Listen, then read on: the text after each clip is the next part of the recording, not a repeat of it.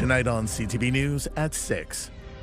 The big dig continues in Timmins following a massive winter storm. Because we really are trying to focus on where there's the higher traffic, but it all will get done eventually. The city's mayor now saying cleanup is going to take some time. Plus a warning to revelers tonight, do not drink and drive. If you are planning on enjoying the festivities, just to make sure that you plan ahead. Police say they'll be out there in full force this New Year's Eve. And a banner anniversary for a beloved Sudbury family.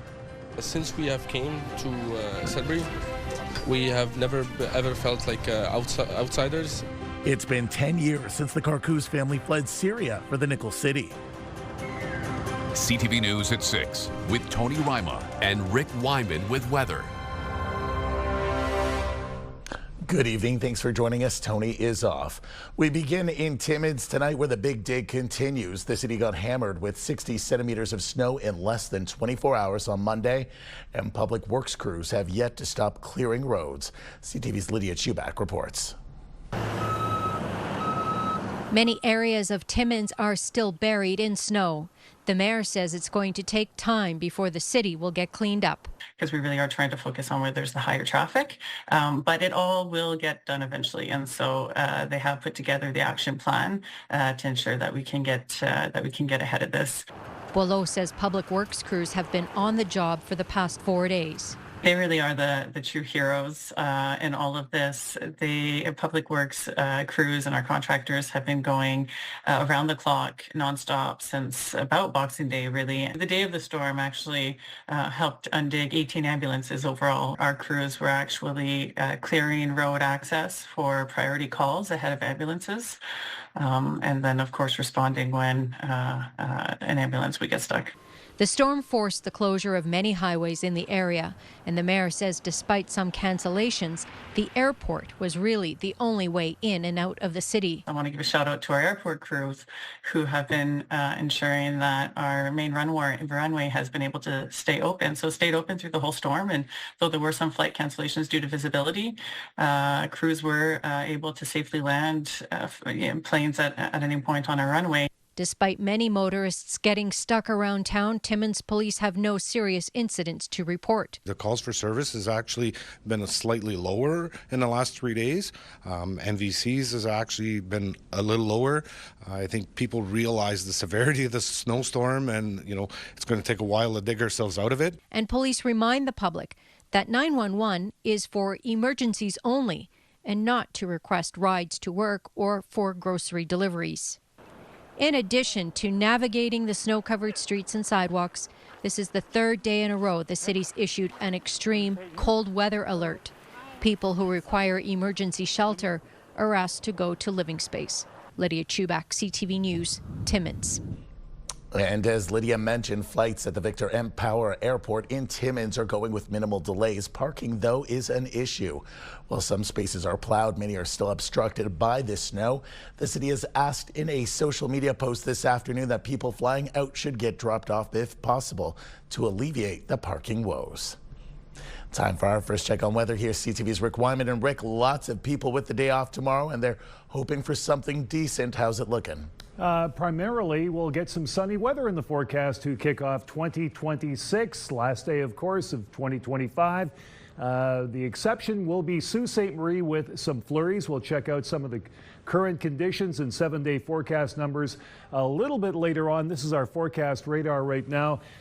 Some snow in the Moosonee area, some very cold temperatures there, and overnight for tonight heading into a new year. So dress up tonight if you're going out, and remember, stay warm, do what you have to do, but it'll be a cold one, and things will start warming up in our forecast, as you'll see a little bit later on this hour, by the start of next week. Ian, back to you.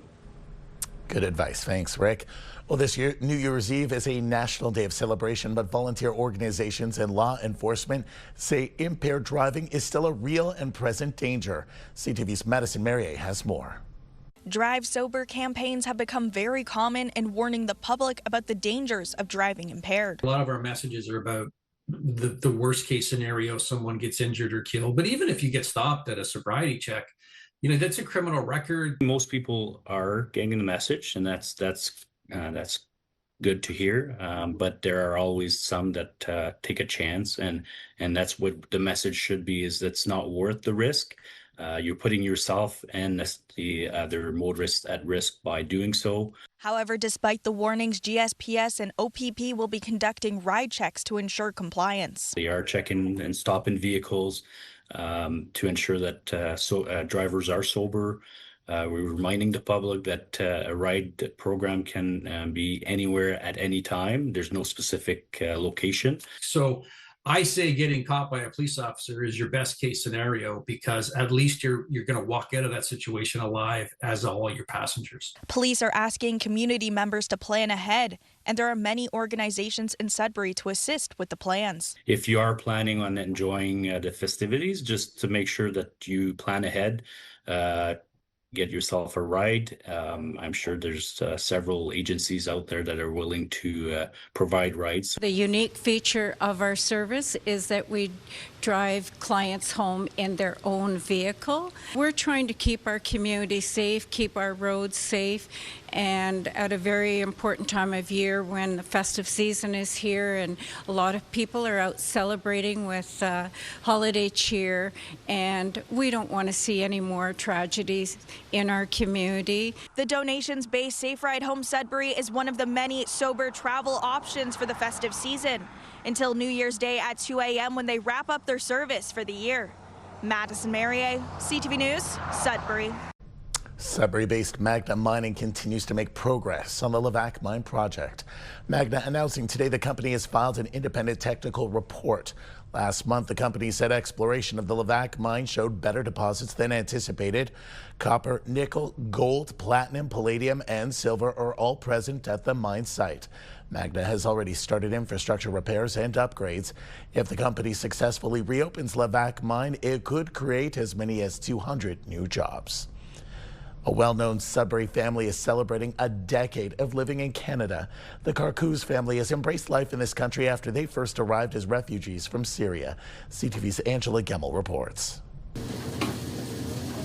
It's a family affair behind the counter at Damascus Shawarma. The Carcous family is busy sharing their special day with their customers. When I came here, me and my wife, I have 3 children. Only my family. Now I have big family, Sudbury, now my family. Exactly 10 years ago today, the family arrived to begin their new lives in Canada. They were the first Syrian refugee family in Sudbury during a time when Canada helped to resettle tens of thousands fleeing the war-torn country. Since we have came to Sudbury, we have never ever felt like outsiders, and the community of Sudbury has always made us feel like we're in home. The 3 boys began learning English in school while Hussein used his skills as a baker. Nabil, who was almost 10 when they arrived, says he didn't know what to expect in this country. We stopped at a bus in Beirut, and I tried to actually run away and go to my uncle because I didn't want to come. I was nervous. I didn't know what Canada was. Since I've been to Lebanon and Syria and I saw the situation, I thank God that I came with my family and we came to this beautiful country. In 2018, the family opened the restaurant first downtown and then to this location on LaSalle Boulevard. When they first arrived as refugees, they were sponsored by St. Andrew's Church. A few friends came today to help the family celebrate. I'm delighted that they've established this business, which seems to be so busy and successful. And, we watch the boys grow up and the little girl. I am very happy, and I'm working hard for Sudbury for open my business, and my children, he go to school. Everyone's safe. It doesn't seem like the Carcous family plans on slowing down. They all say they want to expand the business. And when asked where he sees himself 10 years from now, Hussein Carcous said, God willing, with 10 Damascus locations. Angela Gemmell, CTV News, Sudbury. The Ontario Court of Appeal is overturning a manslaughter conviction on an 11-year-old case. The defendant, a youth at the time of the 2014 murder in Thunder Bay, was charged in 2019 and convicted of manslaughter in a 2023 trial. The Court of Appeal found the original judge believed the defendant was lying and used that as evidence that the youth was guilty, despite physical evidence contradicting their testimony. The court has granted the defendant a new trial. You can learn more about this and all our stories at CTV News Northern Ontario.ca. Still to come on CTV News at 6.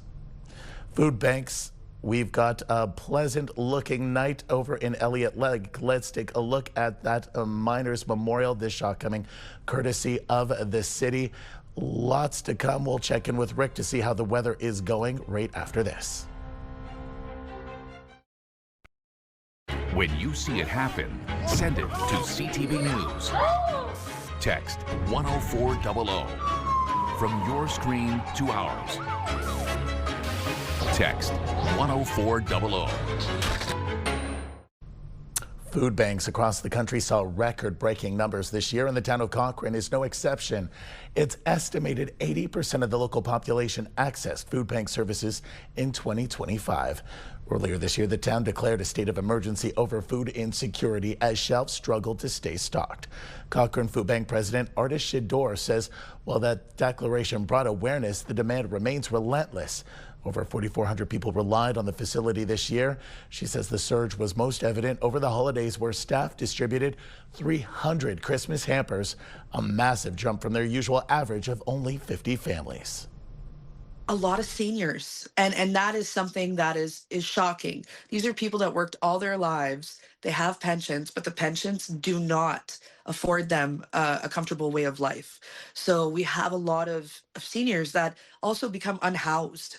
And specifically in Cochrane, we're seeing that now. So if it's happening in a small community, other places like Timmins and Sudbury and that are also affected by that. And it's something that if you don't personally have it affecting you, you wouldn't see it. Shador says a grant through Feed Ontario will allow for cooking and budgeting classes to start in late January, which he hopes will reduce pressure on their services. Blind River is the latest municipality to introduce a short-term rental licensing program. The program comes following community feedback on short-term rentals like Airbnbs surrounding fire safety, noise, and capacity in residential neighborhoods.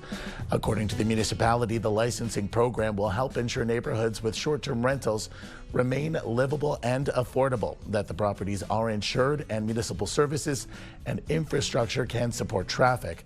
The policy takes effect in January. Applications are available on the town's website and will be accepted starting January 5th. Well, after weeks with no winning ticket, last night's massive Lotto Max jackpot found a winner. Someone in London will be ringing in the new year $80 million richer today. Several of the 49 Max Million prizes up for grabs were also won. However, it doesn't look like any of them were in Northern Ontario. Friday's Lotto Max jackpot is estimated at $46 million. In 2025, our country and the world were scorched with extreme weather. This summer became Canada's second worst wildfire season on record, driven by rising temperatures and drought. Canada saw more than 6,000 wildfires in nearly every part of the country this summer, burning more than 8.3 million hectares, and BC was hit with a heat wave in September, with 16 communities setting new high temperature records on Labor Day. Back now for a check on the current conditions with Rick Wyman. So Rick, is 2026 coming in like a lion or a lamb? I think it's going to be coming in like a lamb, because the thing is, we've got some sunshine in the forecast for tomorrow for the most part, maybe with the exception of Sault Ste. Marie, but some colder weather. But we will see a warm up by Sunday, Monday, Ian. So maybe, yeah, let's call it a lamb. Forecast radar right now, as we've got that system that hampered us for so long, gone. Moosonee right now affected by some snow and some blowing snow. But first, let's check out some current temperatures right across the Northeast. It is cold, minus 28 in Moosonee with the snow, minus 29 in Cochrane, minus 28 in Timmins, minus 31 in Cap. As well, Chapleau, minus 24, minus 22 in Wawa, minus 20 in the Sioux, some light precipitation there. In Parry Sound, minus 13, some light snow. In North Bay, minus 20, minus 22 in Temiskaming Shores, and minus 23 in Kirkland Lake. Sudbury Nickel Belt -19, a few clouds, -18 Espanola, -21 Elliott Lake, and Gore Bay -20. Cold night coming up, so revelers, dress up this evening. You'll need it. 7-day forecast and pick of the day, Ian, coming up.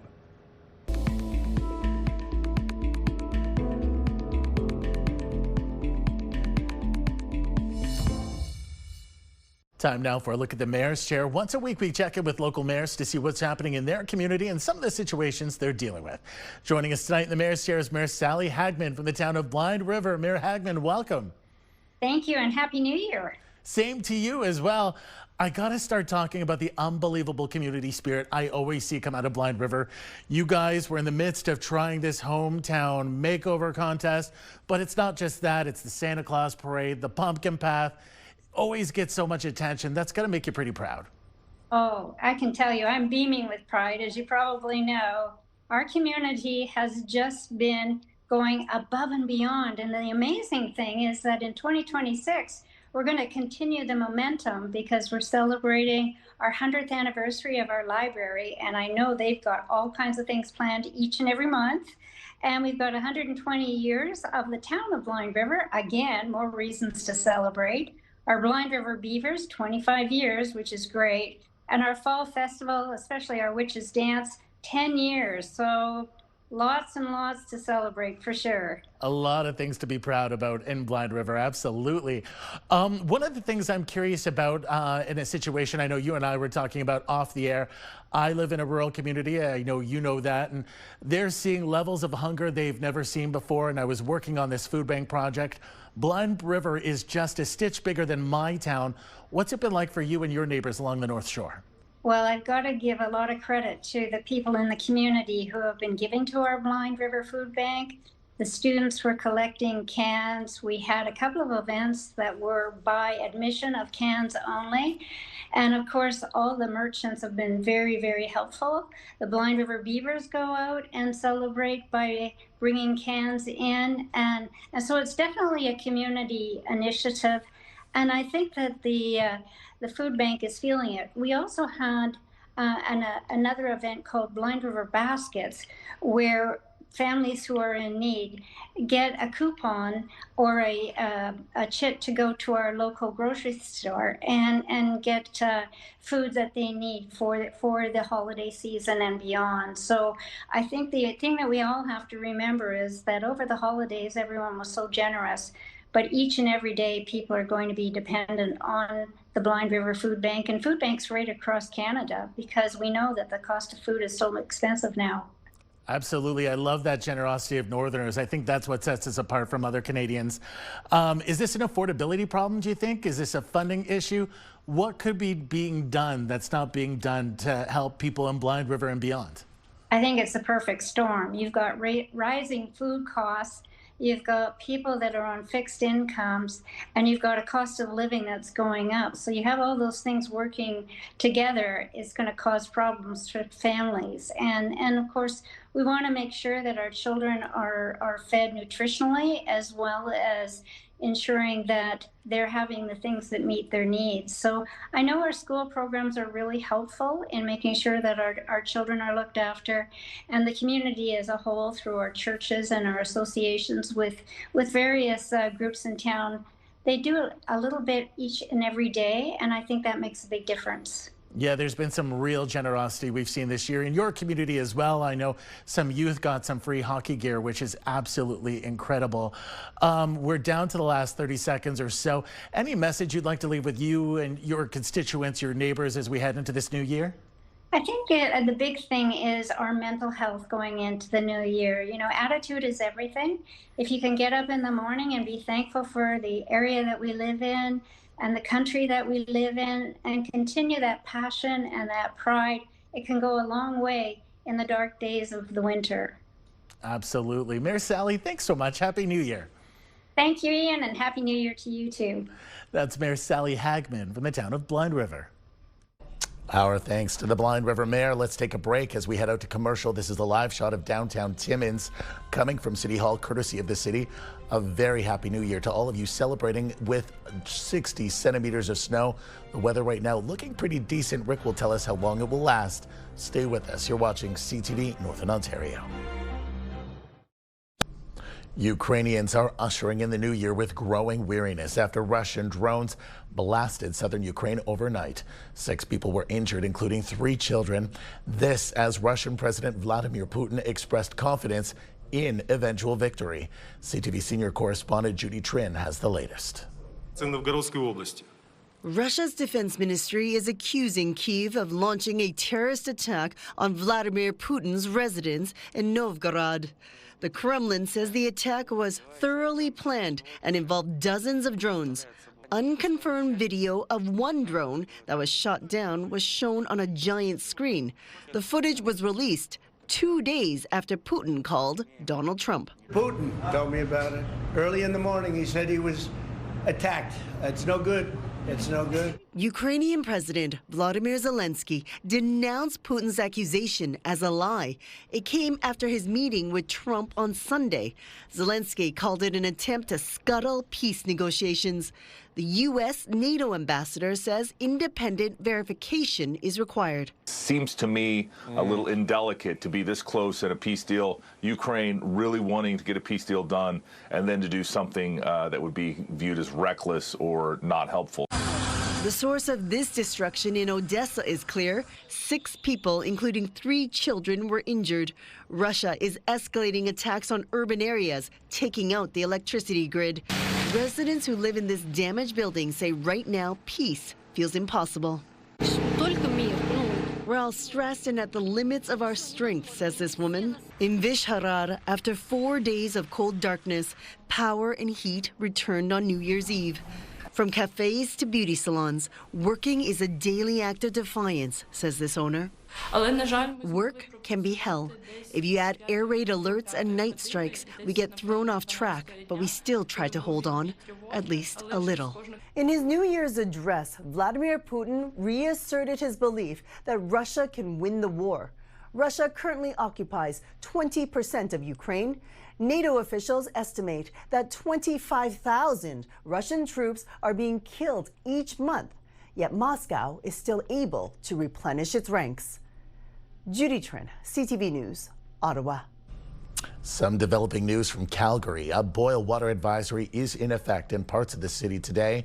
Residents also being asked to cut down on their outdoor water usage because of a major water main break in the city's west end. City officials say the boil advisory is in effect for the areas of Parkdale, Montgomery, and Point McKay. Stage 4 water restrictions are also in effect for the city, meaning water usage outdoors must be limited, such as for rinks and snowmaking. Officials say the street affected is the same street where a catastrophic break occurred in 2024. That incident led to weeks of citywide water restrictions and repairs. The Governor General has made 80 new appointments to the Order of Canada, one of our country's highest honors. Here we are at Neptune Records, waiting for Tyler, the Creator. Among the appointees are independent music journalist and online creator Nardwar, the human serviette, known for his intense research and interview style. Another is beloved children's songwriter and entertainer Raffi, who created the Raffi Foundation for Children, working to ensure a safe future for children around the world. Canadian athletes also made the cut, including 7-time Olympic medalist Andre DeGrasse and Ellie Black, one of Canada's most accomplished gymnasts. A Vancouver-based violinist says she won't be intimidated into silence after breaking an NDA with the Vancouver Symphony Orchestra. She's doing so to speak out about alleged sexual assault by a former senior musician. CTV's Shannon Patterson has the story. 30-year-old Esther Huang is a violinist with the Vancouver Metropolitan Orchestra. I am the concertmaster of that orchestra. I'm very grateful to be working there. In 2017, after attending Juilliard, Huang was offered a position as an extra violinist at the Vancouver Symphony Orchestra. You're on a call-by-call basis, but my call rate was 100% when I started. Over several years, Huang alleges she was repeatedly sexually assaulted by a tenured VSO musician who was 15 years older than her and a married father of 2. When I made a complaint to the VSO, their initial response to me was horrendous. The letter was full of victim shaming. It was despicable. Wong eventually agreed to a settlement. Her alleged perpetrator would be fired by the VSO, but she had to sign a non-disclosure agreement. That was the option they gave me. I was under a lot of psychological stress, financial pressure. It was important for me to continue working the VSO. But she says she was called in less and less after coming forward, and then not at all. In 2024, she was contacted by a VSO musician. And he told me, the rumor I heard was that you had an affair with that person. And because of that affair, you were fired and he was fired. I was heartbroken and devastated. I broke down in tears at the coffee shop. And I knew at that moment I had to make a decision. Am I going to break my NDA? Wong contacted the president of the VSO, asking for permission to break her NDA to defend herself. About a month after, she emailed me saying, you were never blocked from auditioning. And there are no rumors about you. And we will not release you from the NDA. The VSO did hire an outside firm to look into the allegations. She submitted a report to the VSO, agreeing with them that there was no retaliation at all. In mid-December, Wong told her story to a national newspaper. The very next day, the VSO sent me a cease and desist, threatening to sue me because I breached my NDA. In an email to CTV News, the VSO said from the outset it has treated Wong's allegations with the utmost seriousness. As for the cease and desist sent on December 19th, the letter simply set out, for the record, that all parties remain bound by the agreement and that breaching it may have legal consequences. Our concern is that this breach publicly identifies specific individuals currently employed by the VSO in connection with unproven allegations. Wong wants the VSO to confirm publicly that it won't pursue legal action against her. And then the other thing is to publicly commit that they will never do this again to a future victim. The VSO's statement said, we of course appreciate that perspectives on the use of NDA and the law around them are evolving. Should allegations like these ones be brought forward in the future, the VSO would apply a modern lens to them and follow current best practices and legal requirements, as we always have. I'm happy to speak out about this because there is currently a movement to ban NDAs. While the alleged assaults and the aftermath have been traumatizing, Wong's love of music hasn't waned. VSO has never taken away that from me. Shannon Patterson, CTV News, Vancouver. There's more news ahead, but first here's your full weather forecast with Rick Wyman. Ian, we're in for an interesting New Year's Day. Some sunshine in the forecast and some colder temperatures. Well, we do have a warm-up coming up in just a couple of days. Forecast radar. This is what we've got going right now. Loads of sunshine for the most part, with the exception of Sault Ste. Marie, set for flurries tomorrow. Overnight conditions, here we go with the wind chill right across the board in Sudbury, Sault Ste. Marie, Timmins, Temiskaming Shores, and North Bay. And again, it'll be a cold one, so bundle up. Moosonee, we've got some snow as well. More wind chill activity. Kapuskasing-Hearst, Wawa, Gore Bay, and Parry Sound. Let's go to the 7-day numbers now to kick off 2026. Sudbury, Nickel Belt, New Year's Day tomorrow, -16, your daytime high. Mainly sunny skies. Friday, some sun and clouds. Saturday, chance of flurries. Sunday, the warm-up at -9. We've got some cloud cover. Periods of snow Monday and Tuesday. The chance of flurries with a high of -10. Not a bad high. Sault Ste. Marie, Algoma, flurries pretty well with the periods of snow mixed in for good measure. Your New Year's Day tomorrow, -9 with the high. Some flurries on Friday. Periods of snow Saturday. Sunday, we've got cloudy conditions. Monday, periods of snow once again. More cloud Tuesday. And you'll like, well, the expected high of -6, even -1 by next Wednesday. What's going on with that in early January? Timmins, Cochrane, Kapuskasing. Sunny skies tomorrow, -20, -17. Friday, sun and cloud Saturday and Sunday, -18 and -12, -13 Monday, chance of flurries, and -14 Tuesday as well. Not nearly the warm-up as experienced in other communities, but all in all, not a bad forecast and a bit of a break from all that snow. Temiskaming Shores, Kirkland Lake, sunshine tomorrow. Yes, there will be a New Year's Day baby somewhere in Northeastern Ontario. -18, -15 Friday, sun and cloud. Chance of snow Saturday. Sunday, warming up to -11 with the clouds. Monday, periods of snow, -9. And -9 by next Tuesday with the sun and clouds. Normally you're sitting at around -10. North Bay, West Nipissing. Here we go. New Year's Day, -15 with the sunshine.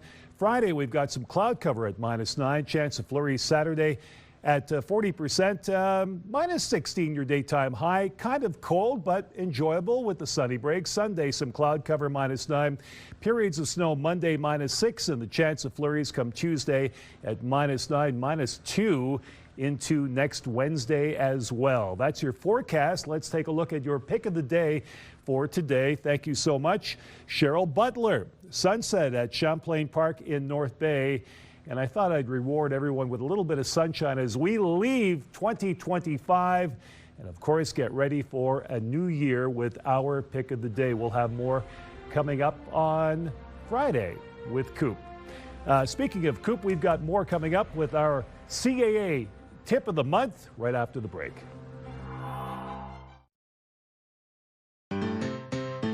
The holidays are one of the busiest travel periods of the year, and navigating airports during peak season can feel overwhelming.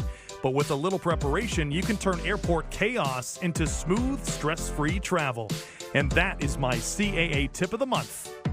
Reserve your parking in advance. Skip the scramble for a spot. Reserve your airport parking ahead of time for a smoother arrival and less time circling the lot. CAA members save 10% on already discounted online rates when booking with Park and Fly. And before you rush off, snap a quick photo of your parking spot so you can find your car easily when you return. Opt for pre-check-in. Most airlines offer check-in starting 24 hours before departure. Confirm your details, choose your seats, and download or print your boarding pass from home. It's one of the simplest ways to avoid long check-in lines once you arrive at the airport. Make security a breeze. Plan ahead by checking security wait times at your departure airport. Dress for easy screening. Removable layers help speed things up. Remember the 100 milliliters or less rule for liquids, gels, and aerosols. And keep them together in a clear bag placed at the top of your carry-on for easy access. Expect flight changes or delays. Holiday travel comes with the possibility of delays or cancellations. Always check your flight status before heading out and sign up for airline text alerts for the latest updates.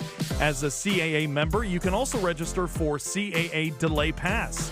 If eligible, you and a guest can enjoy complimentary access to airport lounges or alternative comfort options when your flight is delayed more than 60 minutes. Available at select airports. Have snacks and entertainment ready. Pack smart. Bring an empty water bottle to fill post-security and throw in snacks to avoid long lines at busy airport shops and restaurants. Download movies, playlists, and books at home since airport Wi-Fi can be unreliable or pricey. Consider carry-on only. If you're taking a shorter trip, packing light pays off. A carry-on helps you skip checked baggage lines, breeze through the airport, and eliminate the risk of delayed or lost luggage.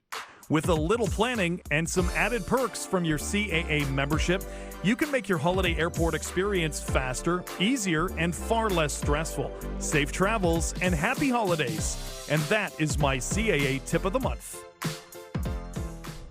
While the snow has created problems for some, others are reveling in a winter wonderland. Laurentian Ski Hill in North Bay is opening early this year, a special treat for its 100th anniversary. CTV's Eric Tashner has more. Getting some runs in, their skis and snowboards strapped to their feet, the season is off to a fast start. For those looking to shred the slopes and shake a bit of rust off. It's a great little hill. It's a great place to learn, and even if you are, more advanced, there's definitely some good terrain and some nice jumps. And while the other day they were really slippery. A blast of cold temperatures and lots of snow before Christmas allowed the team to start grooming a lot earlier than usual, getting the first runs open on December 20th. It feels good. Last year it opened a bit later. We were able to open our chair for the first time in maybe 8 to 10 years this early. This season, the ski hill is celebrating its 100th anniversary. It was one of the first ski hills to open when skiing transitioned from a mode of transportation to an outdoor winter activity. Not only are we Canadian, but we're Northern Canadians. So in the wintertime, people are looking for things to do.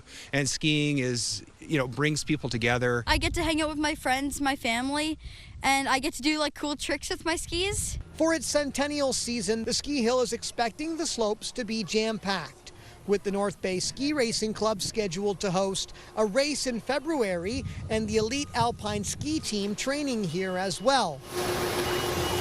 And for casual keeners, some who got new gear for Christmas. Yeah, I got new goggles. Well, they're just hoping the cold will be here to stay. I like just going down different hills. So their runs will be sleek and, of course, fast. It's like a lot of adrenaline and really fun, and just like love when there's jumps and stuff. It's nice to get the legs back and get a feel for the board. Eric Tashner, CTV News, North Bay. Also opening early this year is the world's largest skating rink. 3.4 kilometers of the Rideau Canal opened today. CTV's Caitlin Wilson has that story. For Doug Humphreys, there is nothing like stepping onto the Rideau Canal for the first skate of the season. To be out on the ice surface before New Year's Eve, it's a fantastic day. It's a moment some wait all year for, and after a stretch of bitter cold, the green flag went up Wednesday morning. We're super excited, so we had to make it out. The National Capital Commission opening a 3.4-kilometer stretch of the canal from Somerset West to the Bank Street Bridge. The first time the skateway has been open before January in years. This is the 5th time since the year 2000. The last time we did this was December 2018, December 30th. And whether it's your first time or your first skate on the canal as Prime Minister. It's fantastic. And look, everyone's out. Everyone's full of New Year's resolutions and skating, and this is Ottawa at its best, Canada at its best. There is one tradition that never changes. All right, guys, who is first? For a lot of skaters, the first day on the canal ends here with a beaver tail, but you better eat it before it freezes. Beaver tails and skating on the canal, they're synonymous. Just ask Mary and Patricia Chafe, who snagged the first one of the season. Beaver tails is a necessity when we go skating outdoors, especially on the canal. And as the year comes to an end, a skate on the canal turned into a surprise for these out-of-town visitors from Niagara. We were going to play another family board game, and then we saw the canal was going to be open. We said, change of plans. Let's go skate before they leave. The NCC is hoping to see the rest of the skateway open soon, but for now, the year is ending with a bang. Happy New Year! Woo! Still ahead on CTV News at 6. 25 players are announced to Team Canada's Olympic men's hockey team. We'll have more on the list after this.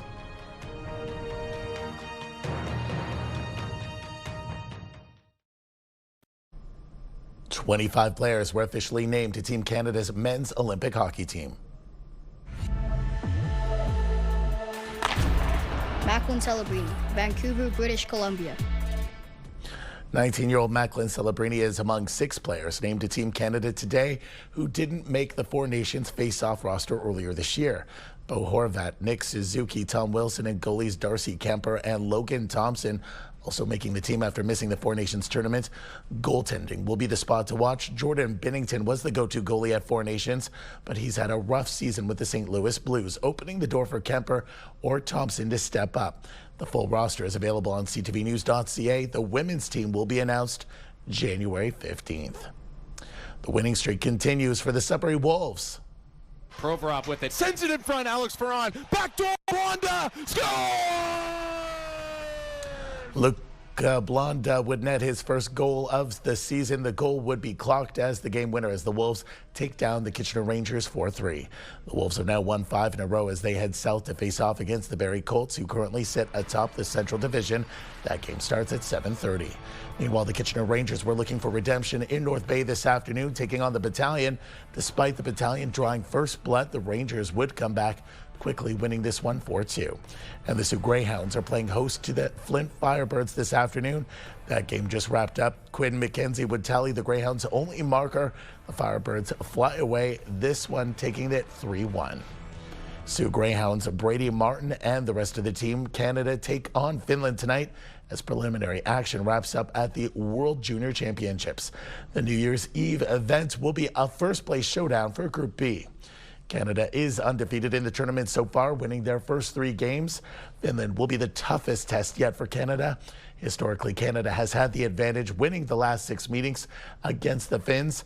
Finland is just a point back of Canada at the tournament, putting first place in Group B on the line tonight. Puck drop is at 8:20. You can catch all the action on TSN.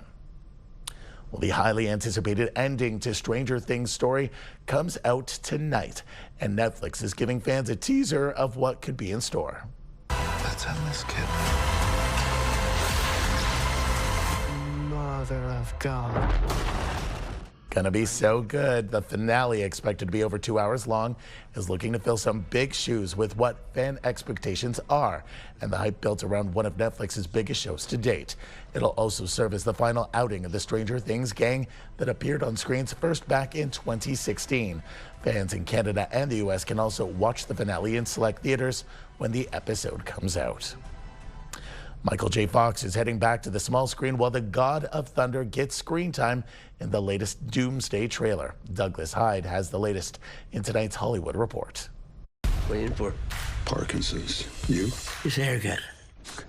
That's a quick sneak peek at Michael J. Fox in the Apple TV series Shrinking. He'll have a guest role in the new season, which kicks off January 28th. Fox hasn't acted on camera since 2020, when he stepped away due to issues related to Parkinson's disease. Fight for the days on the other side of this. Fight for a world beyond Hawkins. Stranger Things hasn't had to fight for viewers this holiday season. The hit Netflix show is celebrating its finale this week, and the lead-up episodes have had huge ratings. Season 5 was Netflix's most-watched title worldwide Christmas Day and drew 34.5 million total views Christmas week. Lend me the strength of the old fathers, so that I may fight once more. The Mighty Thor is back. A new trailer teases the return of Chris Hemsworth as the God of Thunder. The Marvel superhero is seen with his daughter and praying to his late father, Odin. Thor and the rest of Earth's mightiest heroes return next December in Avengers Doomsday. In Hollywood, I'm Douglas Hyde. Today marks the end of an era for Warren Buffett and Berkshire Hathaway. After nearly 6 decades on the job, this is Warren Buffett's last day as CEO of the Omaha, Nebraska holding company. The 95-year-old investor announced his retirement earlier this year. Buffett is widely regarded as a pillar on the Mount Rushmore of American business leaders. As of today, Berkshire Hathaway holds a valuation of more than $1 trillion. In the face of harsh tariffs from the U.S. affecting trade here at home, Canadian equities still set a record for records in 2025, closing out their second best year this century. Here's BNN Bloomberg's Lindsay Biscaya with your business report. Well, despite closing today at a loss, the TSX saw 63 new all-time highs throughout the year. The advances were mostly driven by mining stocks and financial firms. Tech darlings like Shopify and Celestica have also contributed, moving the index higher this year by a combined 11%. Some economists believe a further run of gold and silver prices in the new year could continue to support the TSX, but maybe not to the same degree the market saw in 2025. And here are the closing numbers for the day. The Canadian dollar is down to $72.87. West Texas Intermediate is down to $57.42. Western Canadian Select also ended the day lower at $43.83, and the TSX lost 153 points today, closing at 31,712. And those are your business headlines. I'm Lindsay Biscaya. And here are the current prices for some key commodities we watch. Gold down $16.15, closing the day at $43.25.45 U.S. an ounce. Silver down $4.78 to close the day at $71.46. Copper up 12 cents, $5.68, and nickel up 29 cents, ending the day at $7.54 U.S. a pound. Rick is back now for one last look at the weather.